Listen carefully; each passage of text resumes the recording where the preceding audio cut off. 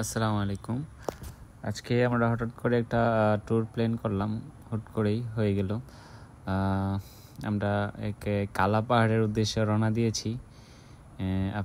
আপনাদেরকে আজকে দেখাবো সেই কালা পাহাড়। তো দেখতে থাকেন সেই কালা পাহাড়। আর রাস্তাগুলি খুবই সুন্দর, আর গ্রামের একটু একটু ভাব রয়েছে, একটু একটু নয় বলতে পুরোই ভাব রয়েছে। তো আমাদের সাথে দেখতেই থাকেন।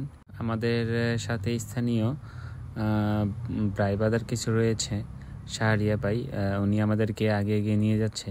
আমরা তেমন রাস্তা চিনি না, যাই হোক খুবই ভালো লাগতেছে। আর আমার সৌরভ ভাই গান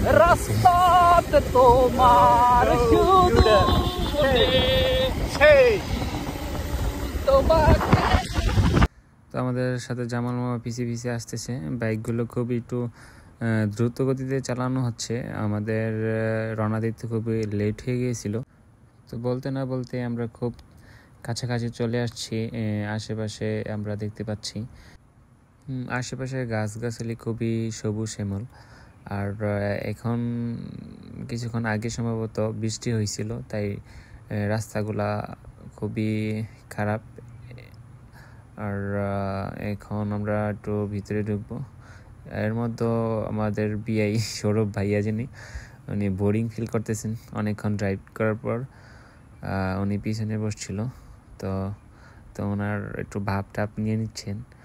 তো সামনে আমাদের শাহরিয়া ভাই আছে আর পারভেজ।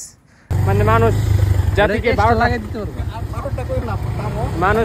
12টা বাঁচানোর জন্য রাস্তাটা পারফেক্ট। সব থেকে ইন্টারেস্টিং বিষয় হচ্ছে এটা হচ্ছে একটা সেলুন। এখানকার মানুষ আদিবাসী যারা, তারা এই সেলুনে চুল কাটতে আসে। সবচেয়ে দুঃখজনক হচ্ছে এই যে পাহাড়ের কাছাকাছি এসে রাস্তাগুলো যে এত খারাপ হবে আমরা চিন্তাও করতে পারি নাই। আমাদের দুইটা ব্যাগ সামনে চলে গেছে। আর দেখেন শাহরিয়া ভাই এলাকার হয়েও যেতে পারতেছে না, পারভেজ ধাক্কা দিচ্ছে, একটু হেল্প করতেছে। আর রাস্তাগুলো বৃষ্টির কারণে খুবই খারাপ হয়ে পড়ছে সামনের দিকে। আর মানুষগুলো কীভাবে আমাদের দিকে তাকায় আছে, উঠতে পারতেছে না এই জন্যে। তো বলতে না বলতে আমাদের কালা পাহাড়ের কাছাকাছি চলে আসছি। এখন আমরা মানে হাত পা ধুয়ে নিব, একটু কাদা লাগছে, বাইকটাকে একটু পরিষ্কার করে নিব। কারণ উপরের রাস্তাগুলো শাহরিয়া ভাই বলছে একটু ভালো। তো এখানকে আমরা একটু ক্লিন হয়ে ফ্রেশ হয়ে আমরা উপরের দিকে রওনা দিয়ে ফেললাম। তো আমরা সামনের দিকে রওনা দেওয়ার পরে একটা ছোট একটা ঝর্ণা দেখতে পাই, খুবই সুন্দর।